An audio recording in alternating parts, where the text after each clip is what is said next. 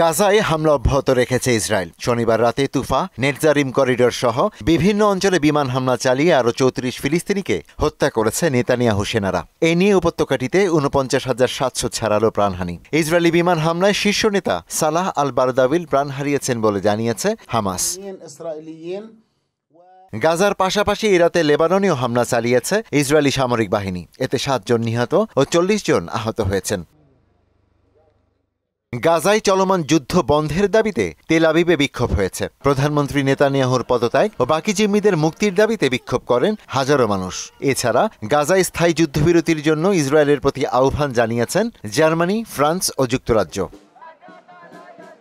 ওদিকে হুতি বিদ্রোহীদের নির্মূলে ইয়েমেনের হুদেইদা বিমানবন্দরে হামলা চালিয়েছে যুক্তরাষ্ট্র। হামলাকে মার্কিন আগ্রাসন অভিহিত করেছে হুতিরা।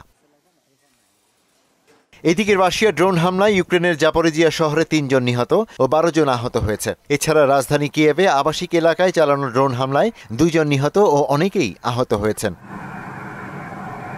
অন্যদিকে প্রেসিডেন্ট এরদোয়ানের প্রধান রাজনৈতিক প্রতিদ্বন্দ্বী ইস্তানবুলের মেয়র এক্রেম ইমামোগলুর গ্রেফতারের প্রতিবাদে রাজধানী আঙ্কারা সহ তুরস্কের বিভিন্ন শহরে চলছে বিক্ষোভ। শনিবার ইস্তানবুলে সিটি হলের সামনে আন্দোলনকারীদের সঙ্গে পুলিশের ব্যাপক সংঘর্ষ হয়। বিক্ষোভকারীদের ছত্রভঙ্গ করতে জলকামান ও টিয়ার শেল ছোড়ে পুলিশ। পরে আন্দোলনকারীরাও পুলিশের উপর হামলা চালায়। এ পর্যন্ত ৩ শতাধিক ব্যক্তিকে আটক করেছে পুলিশ। সন্ত্রাসবাদে জড়িত থাকার অভিযোগে মেয়র একরেমকে বুধবার গ্রেপ্তার করে দেশটির পুলিশ। ইশতিয়াক হোসেন, মোহনা ডিজিটাল।